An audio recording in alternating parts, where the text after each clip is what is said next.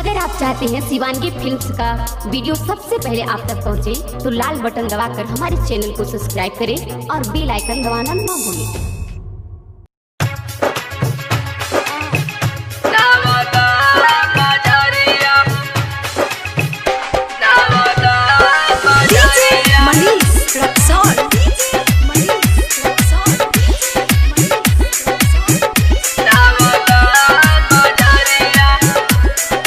Shivangi recording studio Rajgir. चलाय ना घुमाई बागे गोरा की राजौली बाजारिया गे गोरकी राजौली बाजारिया। चलाय ना घुमाई बागे गोरा की राजौली बाजारिया गे गोरकी राजौली बाजारिया।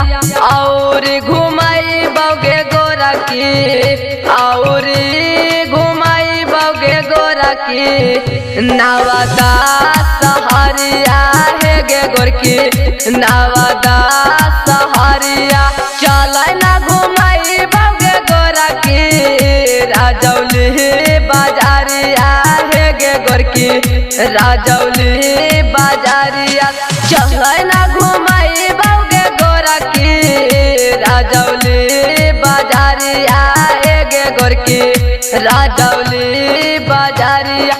और घुमाई बागे गोरा की और घुमाई बागे गोरा की नवादा बाजारिया है गे गोरकी नवादा बाजारिया। नवादा बाजारिया नवादा बाजारिया। डीजे मनीष रक्सौल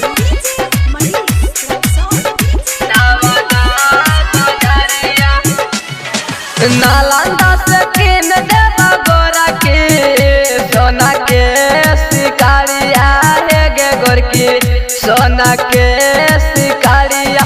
नालंदा से किन देवा गोरा के सोना के शिकारिया है गे गोरकी सोना के शिकारिया।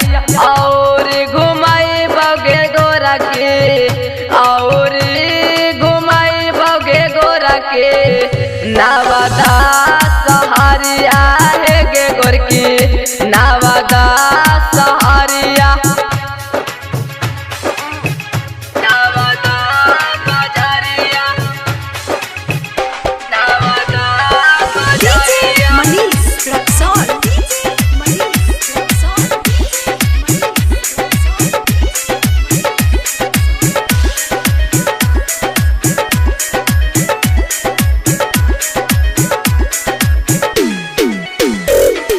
गाया से किन देवा गोरा की हाथवा लगाड़िया गे गोरकी हाथवा लगाड़िया।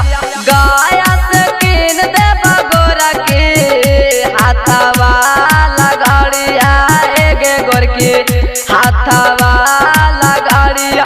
और घुमाई बागे गोरा की और घुमाई बागे गोरा के नवादा सहरिया है गे गोरकी नवादा सहरिया। डीजे मनीष रक्सौल नवादा बाजारिया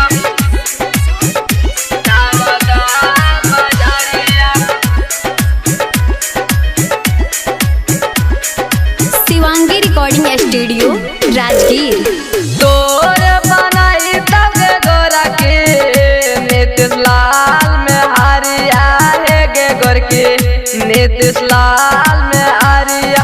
तोर बनाई तगे गोरा की नीतीश लाल में हारिया है गे गोरकी नीतीश लाल में हारिया। और घुमाई बागे गोरा के और घुमाई बागे गोरा के नवादा सहरिया है गे गोरकी नवादा सहरिया। Shivangi recording studio Rajgir.